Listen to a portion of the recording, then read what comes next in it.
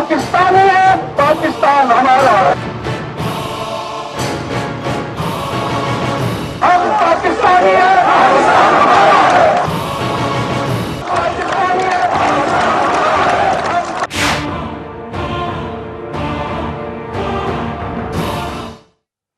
नमस्कार, मैं हूं सुरेश चौहान के और आप देख रहे हैं बिंदास बोल। बिंदास में हम आपके सामने आज मुद्दा लेकर आए हैं। देश में ऐसे अलगाववादी कहे जाने वाले नेताओं को हम क्यों बख्श रहे, आज के बिंदास का सवाल है। हमारा कहना है कि देश के साथ गद्दारी करने वाले को अलगाववादी कहकर हम क्यों छूट दे रहे। अलगाववादी नहीं, इनको देशद्रोही कहो, यह आज के बिंदास का मुद्दा है। और देश के खिलाफ बेईमानी करने वाले, नमक हरामी करने वाले जो भी होगा उसको देशद्रोही कहना होगा। हमें हमारे शब्दों को सही तरीके से चुनना होगा। मैं भारत के तमाम मीडिया वालों को यह आह्वान करता हूं कि ऐसे लोगों को अलगाववादी कहकर बचाइए मत, इनको देशद्रोही कहिए, क्योंकि देश के साथ ऐसी हरकत करना ये देशद्रोह नहीं तो और क्या है। यही आज के बिंदास का मुद्दा और इसी मुद्दे पर आपको, हमको, सबको मिलकर बात करनी है, चर्चा करनी है। हिंदुस्तान को सबको जगाना है और हिंदुस्तान में जो गद्दार है उनको भी संदेश देना है और उनको सपोर्ट करने वाले विदेशियों को भी संदेश देना है। आइए आप सबकी प्रतिक्रियाओं के साथ आगे बढ़ने के पहले विस्तार से मुद्दे को देखते हैं।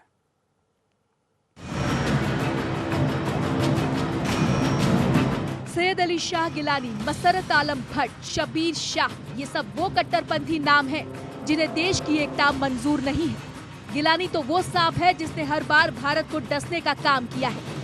ये सारे ही अलगाववादी भारत में रहकर देशद्रोहियों जैसी हरकत करते हैं। गिलानी, मसरत आलम, शबीर शाह, ये सब वो नाम हैं जो रहते तो हिंदुस्तान में है लेकिन पाकिस्तान जिंदाबाद के नारे लगाते हैं। जो देश में भड़काऊ भाषण देते हैं, जो भारत को अपना दुश्मन मानते हैं। ये बात किसी से छुपी नहीं है कि देश के ऐसे अलगाववादियों को पाकिस्तान से हर तरह की मदद मिलती है। वहाँ से मिलने वाली आर्थिक मदद से ये भारत विरोधी गतिविधियां चलाते हैं। अलगाववादी नेता के रूप में ये सब देश को खोखला बनाने की फिराक में है। देश के लिए हर बार जहर उगलने वाले ये देशद्रोही कश्मीर की घाटी में शांति स्थापित नहीं होने देना चाहते। हर बार इन अलगाववादियों ने भारत की खिलाफत की है, हर बार आतंकियों का साथ दिया है। आतंकियों को शहीद का दर्जा देने वाले ऐसे देशद्रोहियों ने भारत विरोधी नारेबाजी की है।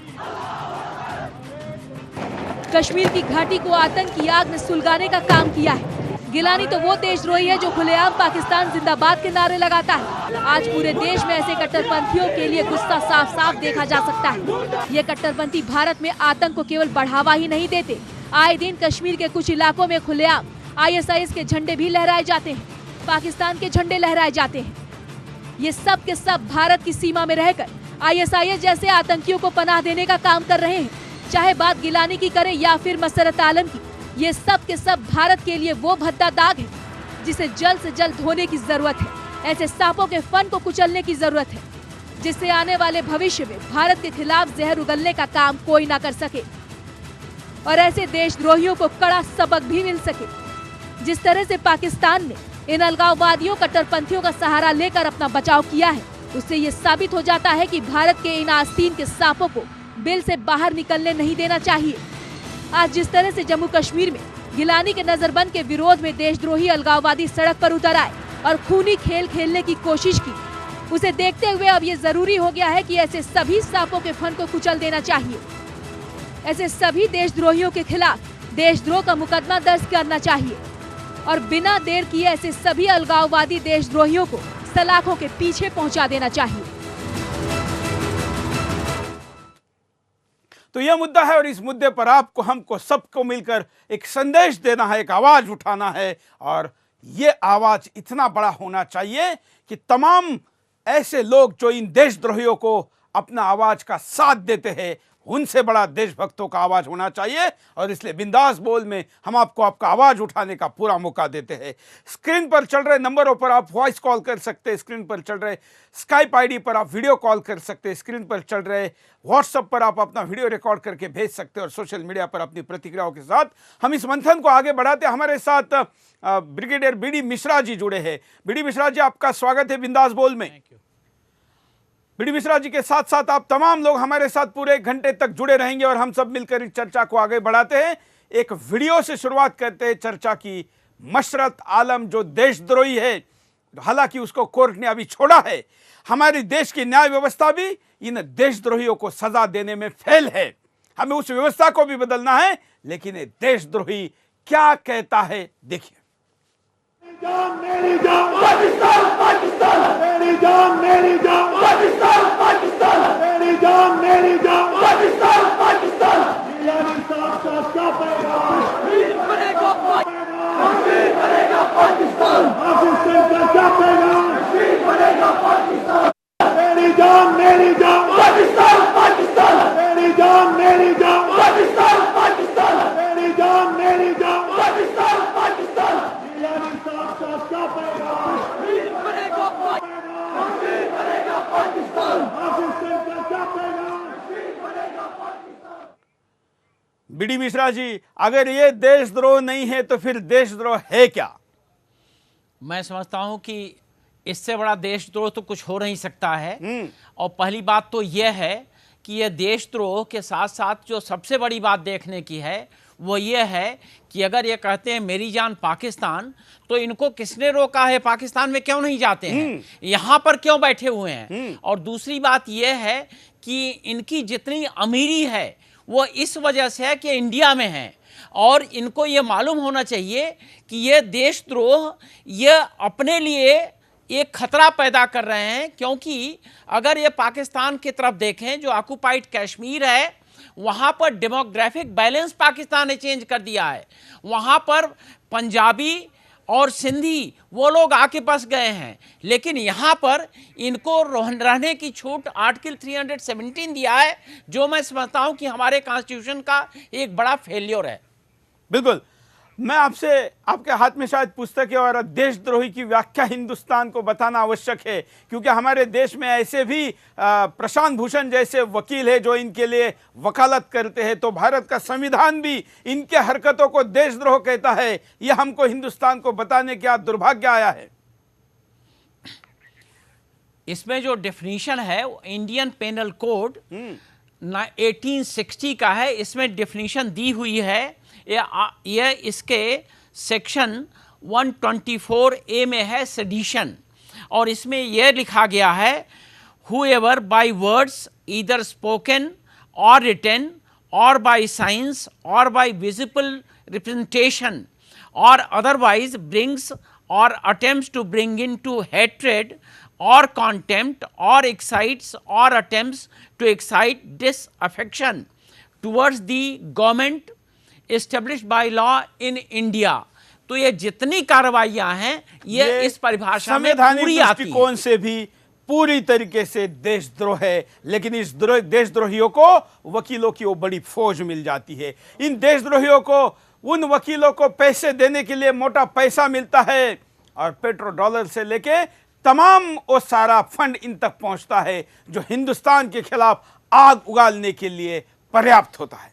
हम आपको एक एक देशद्रोहियों का परिचय भी देंगे। एक देशद्रोही जरा विस्तार से समझ लीजिए। यासीन मलिक, ये JKLF का प्रमुख है। इसकी रैलियों में पाकिस्तान और ISIS के झंडे लहराए जाते हैं। इसने पाकिस्तानी महिला मुशाहाला हुसैन से शादी की, जिसका बाप पाकिस्तान में राजनेता है। यासीन ने माना कि उसने 4 भारतीय जवानों की हत्या की है।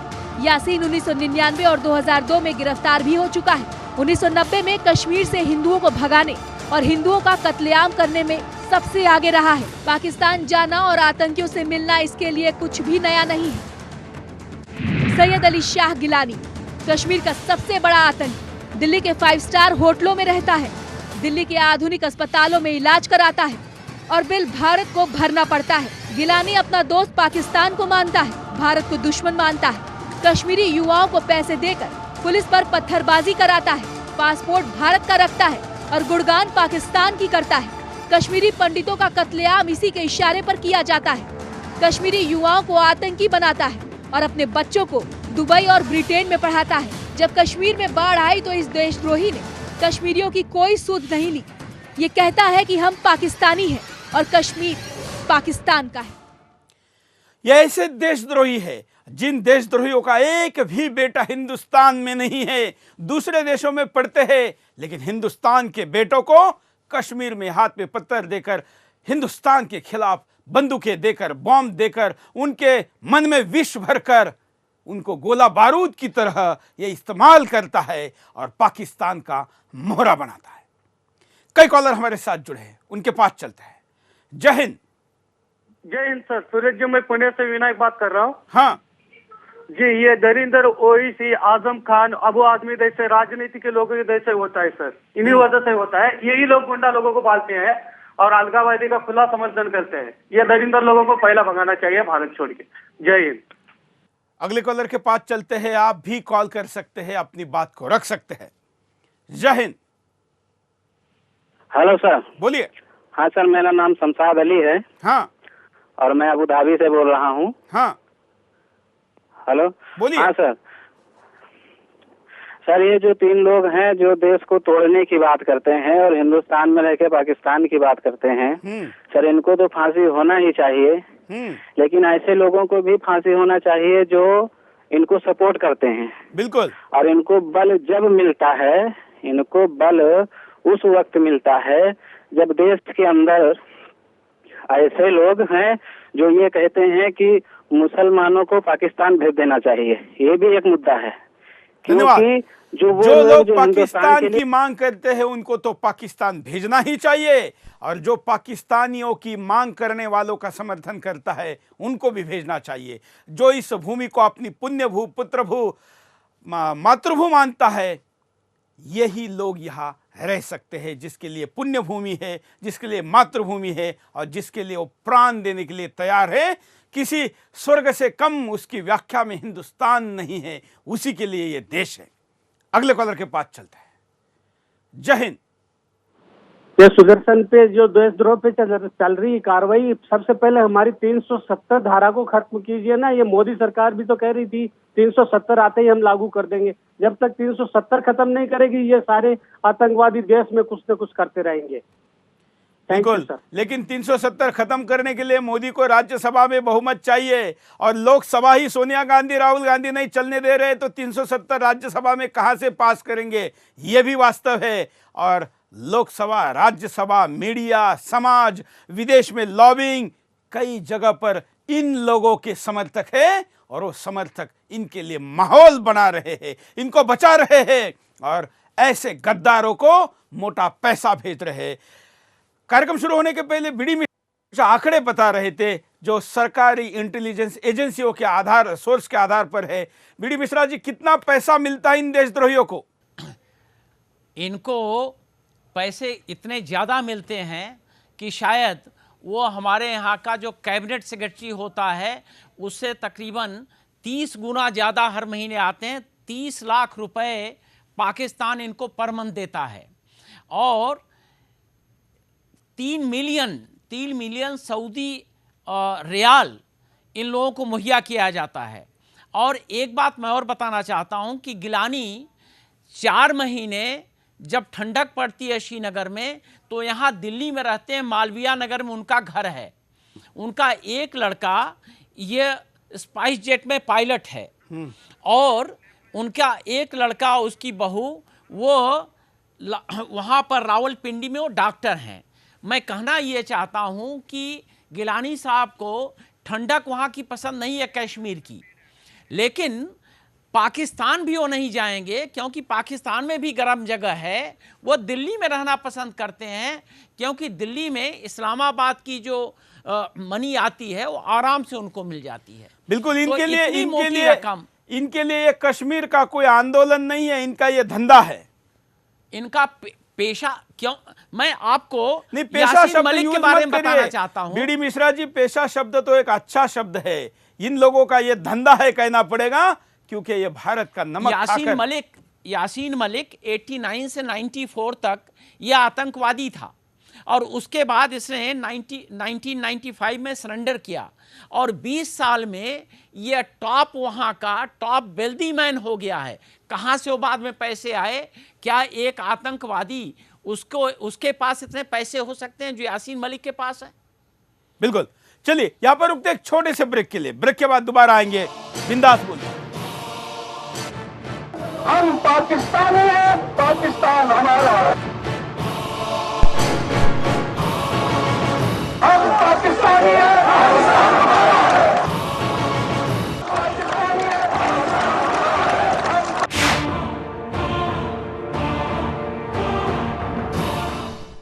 ब्रेक के बाद आपका एक बार फिर से स्वागत है। आप देख रहे हैं बिंदास बोल, और बिंदास में हम आपके सामने मुद्दा लेकर आए कश्मीर और देश में तमाम ऐसे देशद्रोही है जो देशद्रोही खाते हिंदुस्तान का है लेकिन गुणगान पाकिस्तान का गाते हैं। ये पाकिस्तान का और आईएस का झंडा हिंदुस्तान में फैलाते हैं और पाकिस्तान को अपनी राजनीतिक गोटियां सेकने के लिए खुद का मोहरे के तौर पर इस्तेमाल कराते हैं। इनकी संख्या बहुत छोटी है लेकिन आज हमारे भारत के मीडिया ने इनको बहुत बड़ा बना दिया है।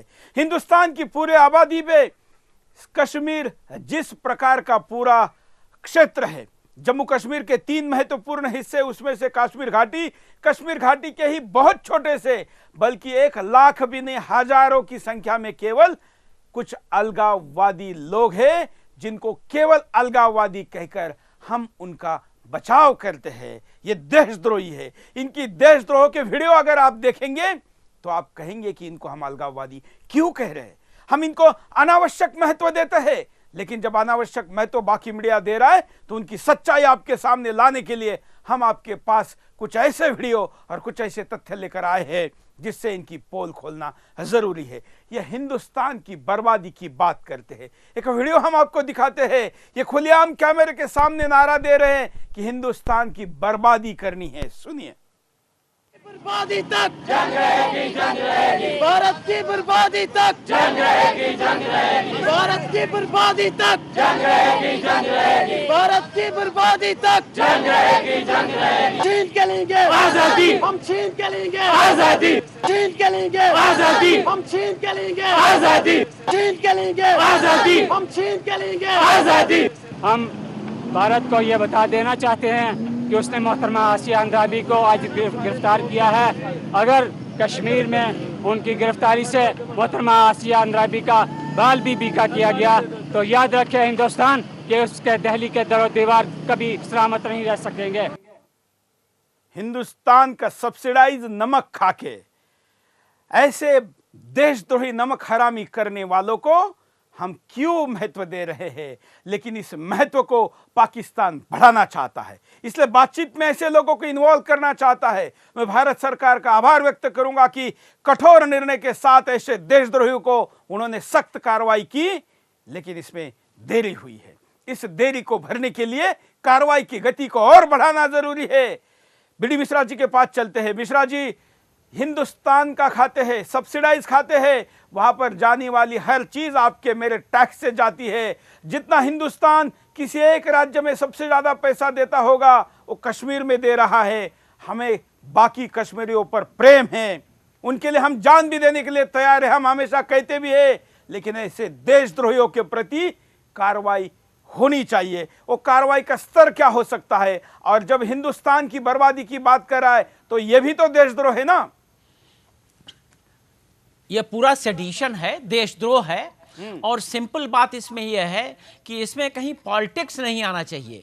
मैं आपको यह बताना चाहता हूं कि जो अभी कश्मीर में इलेक्शन हुआ है उसमें जितना लोगों ने वोट दिया है उन लोगों ने वोट इसलिए दिया है क्योंकि उनकी आस्था है कॉन्स्टिट्यूशन में, और जिन वो लोगों ने वोट नहीं दिया है उसमें इनकी परसेंटेज बहुत कम है। और इसी के साथ साथ यह भी समझना पड़ेगा कि कश्मीर को कॉन्स्टिट्यूशन से लेकर के आज तक सब चीज़ें स्पेशल दी गई हैं। वहाँ पर कश्मीर वैली में 46 सीट्स हैं लेजिस्लेटिव असेंबली के, जबकि जम्मू रीजन की 37 हैं और लद्दाख की 4 हैं। इनका कार्यकाल 6 साल का है। इनके यहाँ आर्टिकल 370 के तहत अगर कश्मीर की लड़की कहीं पर किसी से भारत में शादी करती है तो उसकी सिटीजनशिप खत्म हो जाएगी, लेकिन अगर वो पाकिस्तान के किसी आदमी से शादी करती है तो उस आदमी को भी वहाँ सिटीजनशिप मिल जाएगी। मैं समझता हूँ कि यह लचर रवैया ये ख़त्म करना पड़ेगा और सेडिशन के लिए लाइफ इम्प्रिजनमेंट और फाइन दोनों है।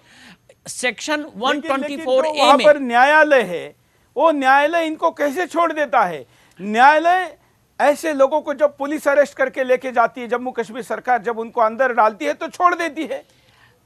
29 नवंबर 2010 में गिलानी के ऊपर 124A आईपीसी के सेक्शन के तहत 153A दोनों के तहत मुकदमे दर्ज होने थे, लेकिन पुलिस ने वहां पर चार्जशीट भी नहीं पेश किया और उस वक्त की सरकार ने इसको प्रेस भी नहीं किया। तो अगर यह रवैया रहेगी तो जो आज हम देख रहे हैं कि भारत की बर्बादी तक उनका स्ट्रगल चलेगा, तो यह बढ़ता ही जाएगा। इसको रोकना है। बिल्कुल, और इसको रोकने के लिए पूरे हिंदुस्तान में एक होने की जरूरत है और कम से कम इस वक्त एक होकर आवाज उठाने की जरूरत है। कई कॉलर हमारे साथ आवाज उठाने के लिए तैयार है, उनके पास चलते हैं। जय हिंद। हाँ सर, मैं कानपुर से अरोड़ेश मिश्र बोल रहा हूँ, जिलाध्यक्ष विश्व हिंदू परिषद कानपुर। बोलिए। हाँ जी, मैं ये चाहता हूँ कि तत्काल ऐसे लोग जो भारत माँ की जय के विरोधी हैं, जय हिंद के विरोधी हैं, भारत में रहेंगे, खाएंगे भारत का और गुणगान करेंगे विदेशों का, उनके लिए अध्यादेश भारत सरकार लाए और तत्काल जेल में रास्ता लगा के बंद करे। Number 1। Number 2, Suresh ji, hello. हाँ, दूसरा विषय यह है कि हम विश्व हिंदू परिषद के लोग हैं, वसुधैव कुटुंबकम, भारत माँ का अखंड हिस्सा रहा है पाकिस्तान। उद्दंड बालक के रूप में पाकिस्तान का विलय भारत में करके और ऐसे राष्ट्रद्रोही लोग जो हों उनको रास्ता लगा के हम दंडित करते रहेंगे, लेकिन आतंकवाद की खान पाकिस्तान को जैसे बाबरी ढांचा ढाया था, ऐसे पाकिस्तान को नाबूद किए बिना कल्याण नहीं है। भारत माता की जय। जय हिंद। जी, अगले कॉलर के पास चलते हैं, आप भी कॉल कर सकते हैं। जय हिंद। बोलिए, क्या कहना है आपको? हाँ सुरेश जी, जय हिंद। हाँ सुरेश जी, ये जो है ना JKLF के नाम से एक उग्रवादी संगठन खड़ा हुआ था कश्मीर के अंदर, और वो उनको बोला जाता था जुंगजू, और इनका काम था हिंदुओं को कश्मीर से भगाना। इन लोगों ने हिंदुओं को कश्मीर से भगाया है। और मैं ये कहना चाहता हूँ कि हमारी जो सरकार है, जैसे हमारे सर में जू हो जाती है ना, और जैसे हम उसको पकड़ के मारते हैं, ऐसे ही इनके साथ करना चाहिए, एक पकड़ो और मारो। ये तो अजगर है, ये तो डायनासोर बने हैं हमारा सब्सिडाइज खाकर। जब गिलानी कितने ऑपरेशन दिल्ली में हमारे सब्सिडी पर कर चुका है, लेकिन खून भी हाका लेता है, लेकिन पता नहीं सिस्टम शरीर की कुछ ऐसी है कि हिंदुस्तान का खून लेने के बावजूद भी हिंदुस्तान के खिलाफ बोलता है। कश्मीर में रहकर जो हिंदुस्तान का हिस्सा है, वो वहां पर आने वाले भारतीय लोगों को ये भारतीय कहता है और अपनी कश्मीरी आइडेंटिटी को अलग कहता है। इसको पता नहीं कि कश्मीर की आइडेंटिटी पाकिस्तान ने कैसे खत्म कर दी है। अगले कॉलर। जय हिंद। ये असली मतलब देशद्रोही राहुल और सोनिया कांग्रेस पूरी है, इसी वजह से ये सब आतंकवादी अलगाववादी 70 साल से बैठे हैं देश के अंदर। धन्यवाद। अगले कॉलर के पास चलने के बजाय हम यहाँ पर अब एक थोड़ा सा ब्रेक के लिए रुकेंगे। ब्रेक के बाद फिर आएंगे। बिंदास बोल जाए। हम पाकिस्तानी हैं, पाकिस्तान हमारा।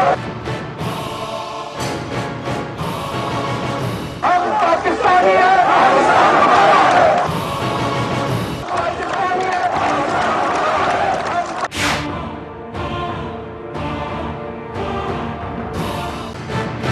हम पाकिस्तानी हैं, पाकिस्तान हमारा। हम पाकिस्तानी हैं, पाकिस्तान हमारा।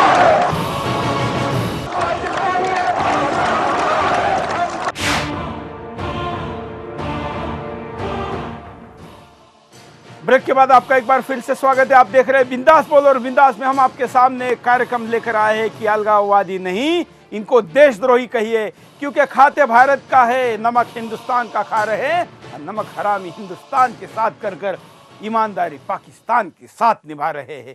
चंद पैसों पर बिके जिन लोगों के लिए कश्मीर कोई आंदोलन नहीं है, जिनके लिए कश्मीर की बात करना धंधा है, और वेश्या से भी गए गुजरे जिनकी देश की निष्ठा है, ऐसे लोगों को हम नेता कैसे कहे?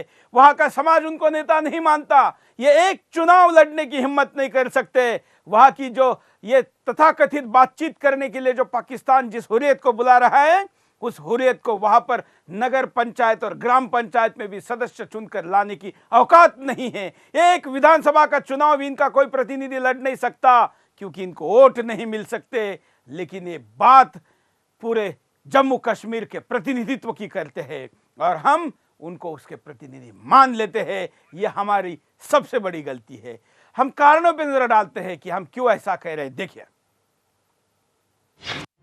भारत का खाते हैं, गुणगान पाकिस्तान का करते हैं। ये देशद्रोही भारत में रहते हैं, दुनिया के सामने खुद को भारतवासी बताते हैं, विदेशों में भारतीय होने का फायदा उठाते हैं, लेकिन भारत में रहकर गुणगान पाकिस्तान का करते हैं। भारत के खिलाफ युद्ध छेड़ने की साजिश, चाहे वो मसरत आलम हो या फिर सैयद अली शाह गिलानी, ये सभी भारत के खिलाफ युद्ध छेड़ने और अखंड भारत को तोड़ने की बात करते हैं। भारत की संसद पर हमला इसका उदाहरण है। पाकिस्तान अलगाववादियों का दोस्त, भारत दुश्मन। खाते भारत का है, रहते भारत में है, इलाज भारत में कराते हैं, आजीविका भारत में चलती है इनकी, लेकिन दोस्त इनका पाकिस्तान है। पाकिस्तान के लिए कुछ भी करने को तैयार है। अखंड भारत को तोड़ने की साजिश, पाकिस्तान के साथ मिलकर ये सभी देशद्रोही भारत को तोड़ने की साजिश रचते हैं। इनका मकसद किसी भी तरह से जम्मू कश्मीर को भारत से अलग करना है। भारतीय युवाओं को आतंकी बनाते देशद्रोही।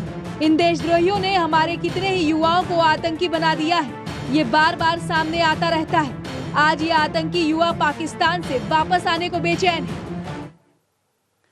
हम आपको बताते हैं कि हिंदुस्तान का स्वतंत्रता दिवस नहीं, पाकिस्तान का स्वतंत्रता दिवस मनाते हैं। कैमरे के सामने देखिए,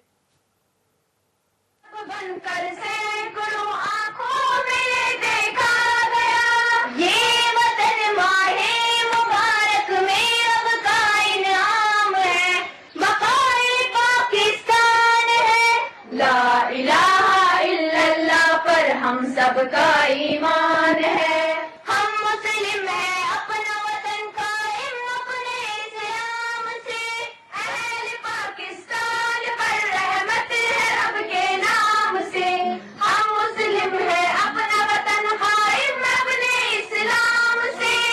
ये पाकिस्तान का राष्ट्रगान है।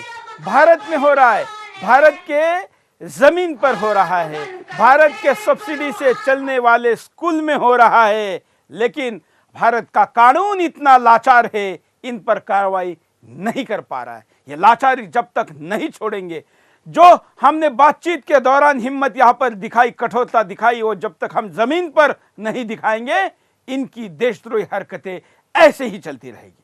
कॉलर हमारे साथ जुड़े, उनके पास चलता है। जय हिंद। बोलिए। जय हिंद सर, मैं प्रमोद शास्त्री खरगोदा मेरठ से बोल रहा हूँ।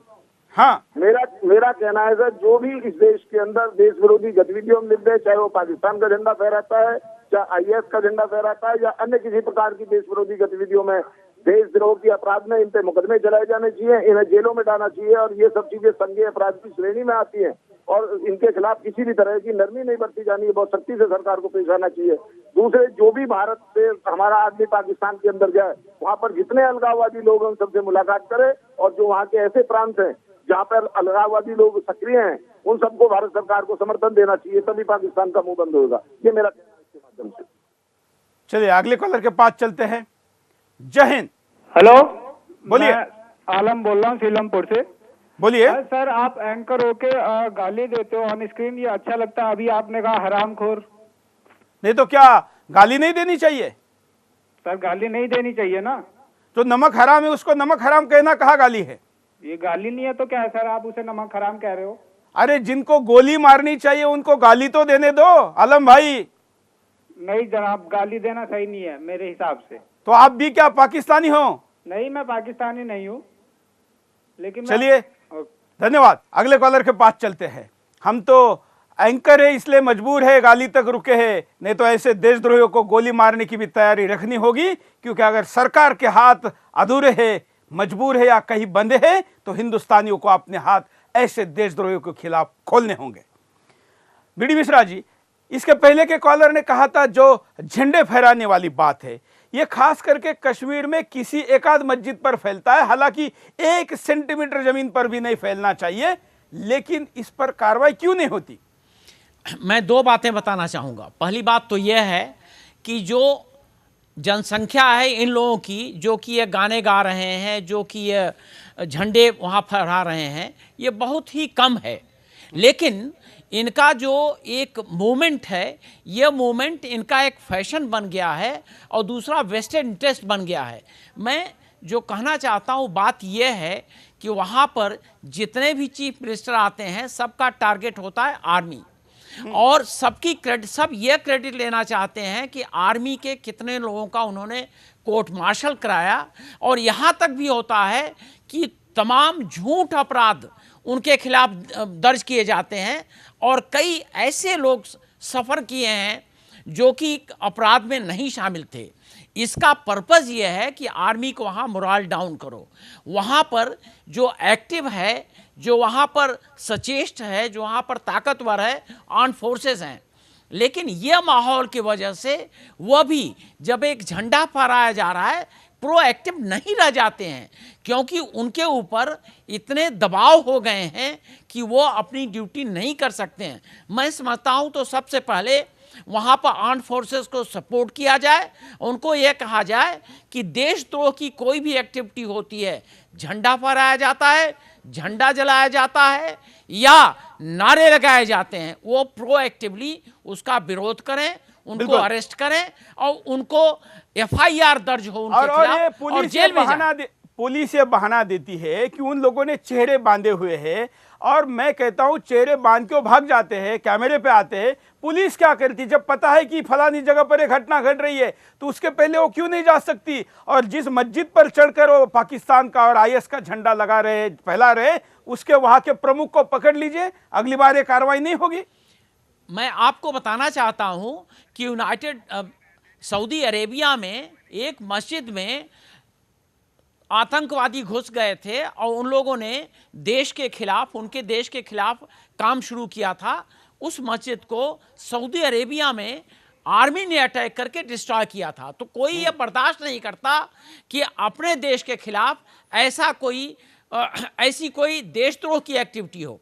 यह फिरका परस्ती नहीं है, यह देशद्रोह है और उसके खिलाफ एक्शन होना चाहिए और गवर्नमेंट को सपोर्ट करना चाहिए। बिल्कुल, खास करके जब वो कोई, जैसे अभी एक कॉलर ने मुस्लिम होने के बहाने अपनी बात को कहा, या जब ये भी अपने आप को मुसलमान होकर भारत से अलग होने की बात करते हैं, तो बाकी हिंदुस्तान के जो देश प्रेमी, जो मुसलमान होंगे, उन्होंने जरूर इसके खिलाफ आवाज उठाने की जरूरत है। हम आपको कुछ और देशद्रोहियों का परिचय आपसे करवाते हैं।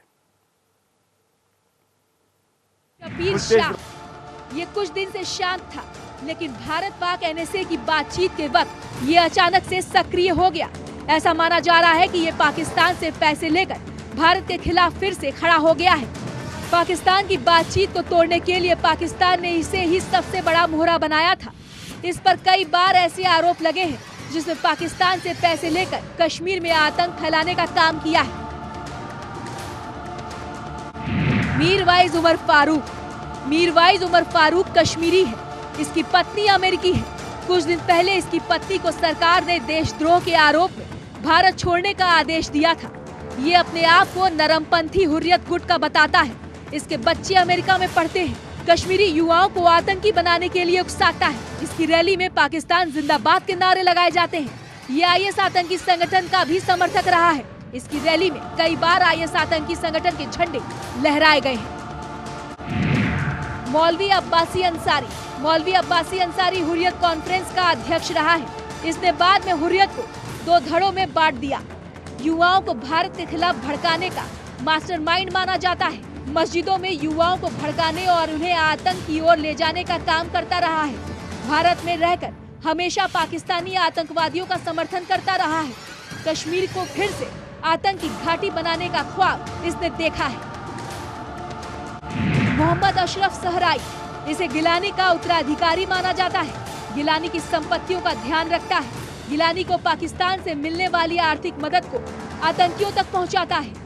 यही नहीं, पाकिस्तानी आतंकवादियों को कश्मीर में सह देता है। सीमा पार कराने से लेकर आतंकियों को कश्मीर में छुपाता भी है। आसिया अंद्राबी, इस देशद्रोही महिला पर अभी देशद्रोह का केस किया गया है, लेकिन ये अभी भी खुली घूम रही है। पाकिस्तानी आतंकी हाफिज सईद की रैली को पाकिस्तान में संबोधित करती है। हाफिज सईद को अपना गुरु मानती है। इसकी रैली में भारत के खिलाफ नारे लगाए जाते हैं। युवाओं को आतंकी बनाने के लिए उकसाया जाता है। ये कट्टरपंथी महिला संस्था चलाती है। इसके नाम पर पैसे लेकर आतंक को बढ़ावा दिया जाता है। मसरत आलम कट्टरपंथी देशद्रोही सैयद अली शाह गिलानी का सहयोगी है। 1990 में कश्मीर में हिंदुओं का कत्लेआम करने वाला सबसे आगे रहने वाला ये मसरत आलम ही है। इसे भारत के खिलाफ युद्ध छेड़ने और आतंकवादियों का समर्थन करने के लिए जेल में भी डाला गया, लेकिन कोर्ट के आदेश के बाद इसे फिर से छोड़ दिया गया। एक छोटी सी ब्रेक के लिए रुकते हैं। ब्रेक के बाद दोबारा आएंगे। बिंदास बोल। पाकिस्तान हमारा, हम पाकिस्तानी हैं,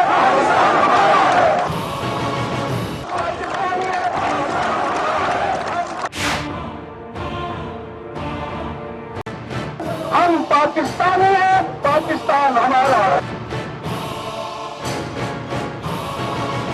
हम पाकिस्तानी हैं,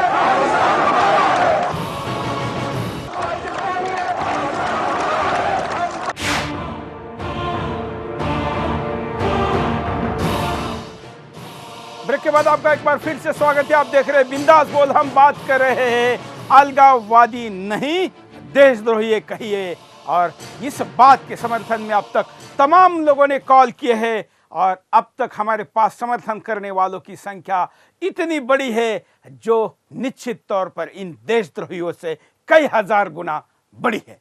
कॉलर हमारे साथ जुड़े हैं, उनके पास भी जाएंगे, लेकिन उसके पहले हम आपको एक वीडियो दिखाते हैं कि कॉन्फ्रेंस के दौरान भारत सरकार के पूर्व सेना प्रमुख ने जब इस देशद्रोही गिलानी को सवाल पूछा तो कैसे चुप हो गया। देखिए। अवंतीपुर में, वहां पे मारतंड में जो बड़े बड़े शिव टेम्पल बने, इतने बड़े बड़े पत्थर हैं, 20-20 किलोमीटर पे मंदिर है, ये किसने पत्थर उस आसमान से गिरे थे क्या? तो आपके पूर्वजों को आप डिसोन कर रहे हो। आप कैसे कह सकते हो कि आप अलग हो? आप हिंदुस्तान का एक हिस्सा हो, हमेशा रहे हो। बुद्धिज्म भी आई, अशोक का राज आया, मौर्य चंद्रगुप्त मौर्य का राज आया। Kashmir was very much part of this Hindustan. और हिंदू कुश माउंटेन का लिमिट है, सरहद है। हिंदू कुश नाम हमने नहीं दिया। तो इतना ही कहना चाहता हूँ, आप जरा कहिए। जो स्टेट अपनी फौज, अपनी पुलिस और अपने जराया और वसाइल को इस्तेमाल करके आजादी और जुद्दोजहद और अपना पैदाइशी और बुनियादी हक हासिल करने के लिए आवाजें उठाते हैं, उनको स्टेट टेररिज्म की बुनियाद पे दबाया जाता है, जेर किया जाता है, उनका खून बहाया जाता है, उनकी इज्जत और नहीं दिया। इसने अपने जवाब को गोलमोल करके दिया। ये गोलमोल जवाब देकर ही अपनी बातों पर लोगों को गुमराह करते हैं। हालांकि यहाँ पर बीडी मिश्रा जी, जो जनरल साहब भारत के पूर्व सेना प्रमुख ने जो बात कही है, वो बात को मैं अर्ध सत्य तक मानता हूँ। ये हिंदुस्तान का हिस्सा है, ये तो सही है। वहाँ पर जो लवकुश पर्वत है, वहाँ पर जो शंकराचार्य घाटी है, या तमाम वहाँ पर जो शिव मंदिर है, लेकिन अगली जो बात है, हो सकता है कुछ लोगों को, जैसे थोड़ी देर पहले किसी कॉलर ने कहा कि आप गलत या गाली गलौज कर रहे हो, ये बात किसी को गलत लगे, लेकिन मैं ये आज कहना चाहूँगा कि ये हमारे पुरखों के ही वंशज है। इस बात पे मुझे संदेह है। ये हमारा क्षेत्र है, इसमें कोई डाउट नहीं है। कश्मीर हमारा क्षेत्र है, अफगानिस्तान, पाकिस्तान हिंदुस्तान का क्षेत्र है, और उसको अखंड हिंदुस्तान के रूप में कभी ना कभी हमको लेना है। लेकिन गिलानी जैसे लोग हमारे डीएनए के नहीं हो सकते। अगर ये हो भी सकते हैं तो कई दूर से जो आक्रमणकारी आए थे यहाँ पर और यहाँ की महिलाओं पर बलात्कार करके चले गए थे, ये उनके वंशज हो सकते हैं। मिश्रा जी। डॉक्टर फारूक अब्दुल्ला ने खुद कहा था कि हम लोग तो हिंदू ही रहे हैं पहले, और यह तो कन्वर्जन हुआ है बाय सोर्ड।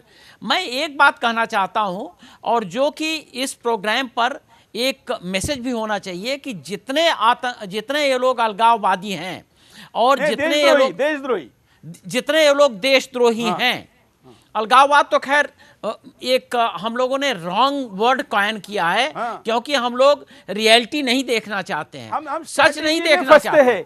हम स्ट्रैटेजी में फंसते हैं, ये स्ट्रैटेजी में ज्यादा आगे रहते हैं। तो मैं ये कहना चाहता हूं कि ये लोग, इन्होंने एक वेस्टर्न इंटरेस्ट क्रिएट किया है, अपनी दुकान चला रहे हैं। कभी भी ये भारत न छोड़ना चाहेंगे और न ये भारत से जाना चाहेंगे, क्योंकि इनको जो धन दौलत, इनको जो ऐशो आराम, इनको जो शोहरत और इनका जो ये डोमिनेशन है, ये जो मिल रहा है, इनको मालूम है कि ये पाकिस्तान में जिस दिन जाएंगे ये निश्चित नाबूद कर दिए जाएंगे। क्योंकि जो पाकिस्तान में अभी गिलगिट और बाल्टिस्तान है, यहाँ का डेमोग्राफिक बैलेंस चाइनीज को जब इन्होंने वहाँ पर बसाया तो उन्होंने चेंज कर दिया है, और ये कल इनका भी होगा अगर ये वहाँ चले जाएं। इसलिए हकीकत ये है कि ये वेस्टर्न इंटरेस्ट है, यहीं पर रह के ये कमाना चाहते हैं, ऐशो आराम करना चाहते हैं और भारत के खिलाफ आवाज़ भी उठाना चाहते हैं। यह हकीकत है, इनका वेस्टर्न इंटरेस्ट है, और ये ऐशो आराम की ज़िंदगी जो लीड कर रहे हैं, ये हमारी गलतियों की वजह से, हमारी कमजोरी। चलिए कॉलर के पास चलते हैं। कई कॉलर आज अपनी बात को रखना चाहते हैं। जय हिंद, बोलिए। सुरेश जी जय हिंद। हाँ, क्या कहना है आपको? हेलो, क्या कहना है? सुरेश जी जय हिंद। हाँ, जय हिंद। हेलो, चलिए धन्यवाद। अगले कॉलर के पास चलते हैं। कॉलर को कहेंगे कि कॉल कनेक्ट होते ही अपनी बात को रखिए, क्योंकि एक एक क्षण हिंदुस्तानियों के सज्जन शक्ति को देने का हमारा इरादा है और ज्यादा से ज्यादा लोग बोले ऐसा हम चाहते हैं। अगले कॉलर। जय हिंद। हाँ जय हिंद सर। बोलिए। जय हिंद सर, मैं दीपक सिन्हा बोल रहा हूँ, कापा सेवा नई दिल्ली से। हाँ, दरअसल मैं ये जानना चाहता हूँ कि जो उफा में प्रधानमंत्री जी के साथ नवाज शरीफ का जो बातचीत हुआ था वो किस मैटर पे हुआ था, नंबर 1। दूसरी बात, ये बातचीत जो टूटा है, NSA लेवल का जो टॉक टूटा है, वो किस वजह से टूटा है? ये दो बात मैं जानना चाहता हूँ। क्या भारत की सरकार इतनी कमजोर हो गई कि ये पाकिस्तान जैसा छोटा चीज का जो है हम लोग इतना जो है इसको इम्पोर्टेंस दे रहे हैं? उनसे तो हम लोग ज्यादा दिखा रहे हैं टेलीविजन पे अपने नेता को हम। बिल्कुल बिल्कुल, लेकिन हम इसलिए दिखा रहे हैं, मतलब सुदर्शन इसलिए दिखा रहा है क्योंकि कुछ लोग एजेंडे के तहत इनको बहुत बड़ा बनाकर दिखा रहे हैं। हम इनकी असली औकात और हैसियत दिखाना चाहते हैं। हम इसलिए नहीं दिखा रहे कि इनकी प्रतिष्ठा बढ़े, हम इसलिए दिखा रहे कि इनकी प्रतिष्ठा घटे। अगले कॉलर। जय हिंद, बोलिए। Hello sir. हाँ नमस्कार सर, मैं रमाकांत बोल रहा हूँ सर, दुबई से। बोलिए सर, जो मुलायम यादव है उत्तर प्रदेश का। चलिए, आज का विषय कश्मीर से संबंधित है, इस विषय पर कुछ बोलना है सर? चलिए धन्यवाद। हम कॉलर को कहेंगे कि जिस दिन जो विषय है उसी विषय पर बात करें। हम करीब करीब सारे प्रमुख मुद्दों को आपके सामने लेकर आते हैं। हम उपाय भी देख लेते हैं कि क्या उपाय हो सकते हैं। देखिए, सभी देशद्रोहियों को पाकिस्तान भेज दिया जाए। जो भी देशद्रोही पाकिस्तान का समर्थन करते हैं, भारत को रात दिन गोलियां देते हैं, ऐसे सभी देशद्रोहियों को पाकिस्तान भेज देना चाहिए। भारत के खिलाफ युद्ध करने वालों को जेल में डाल दिया जाए। भारत के खिलाफ युद्ध करने वाले इन देशद्रोहियों को पता नहीं हम क्यों खुले छूट दे रहे हैं, ऐसे देशद्रोहियों को तुरंत जेल में डाल देना चाहिए। पाकिस्तान की साजिशों का पर्दाफाश हो। पाकिस्तान कैसे देशद्रोही को मदद करता है, कैसे ये देशद्रोही पाकिस्तान का साथ देते हैं, कैसे भारत के खिलाफ युद्ध की तैयारी हो रही है, सभी का पर्दाफाश किया जाए। कश्मीरी जनता देशद्रोही अलगाववादियों का बहिष्कार करे। कश्मीर की जनता को अलगाववादियों ने क्या दिया सिवाय आतंकवाद के? जब कश्मीरियों पर विपदा आई तो ये देशद्रोही बिल में छुपे बैठे रहे। कॉलर हमारे साथ जुड़े, उनके पास चलते हैं। जय हिंद, बोलिए। हाँ हेलो। हाँ हाँ सर, जैन सर। क्या कहना है आपको? हाँ जैन सर, बोलिए। हेलो।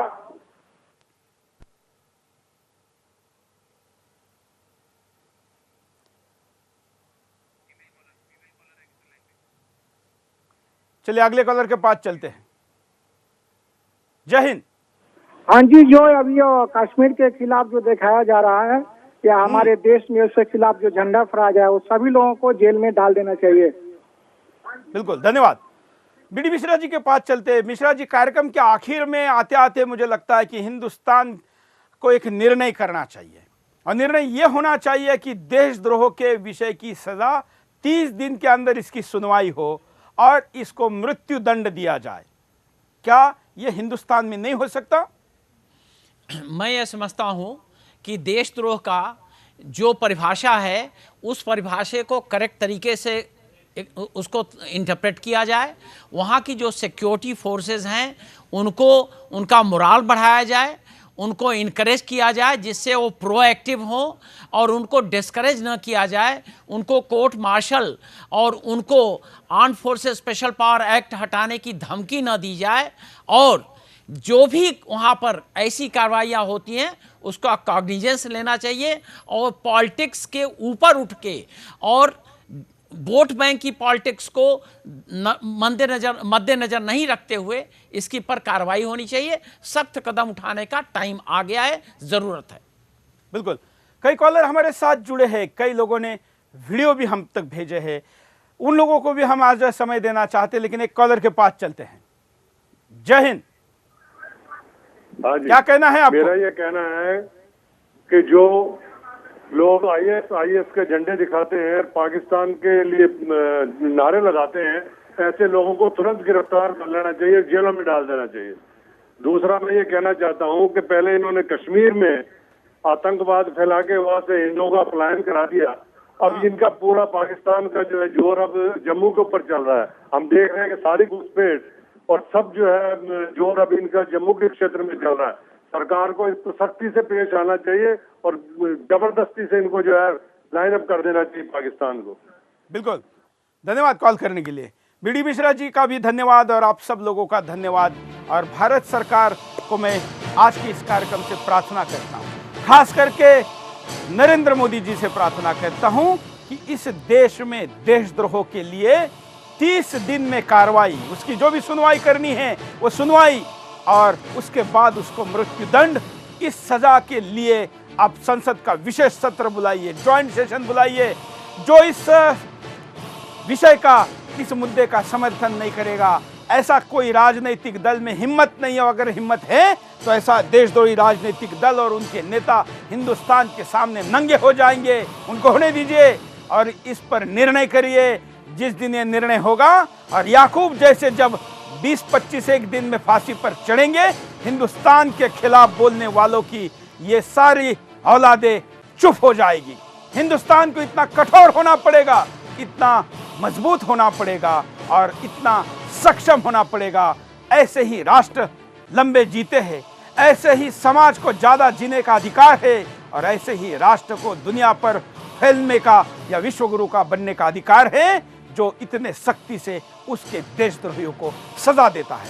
हम आशा करते हैं कि देश की बाकी समस्याओं के साथ इस देशद्रोह की समस्या पर भी भारत सरकार जल्दी ही कार्रवाई करेगी। और आज के इस 1 घंटे के कार्यक्रम में जो देश विदेश में बैठे हुए हिंदुस्तानियों ने जो अपनी प्रतिक्रिया दी है, उस पर गंभीरता से विचार करेंगे।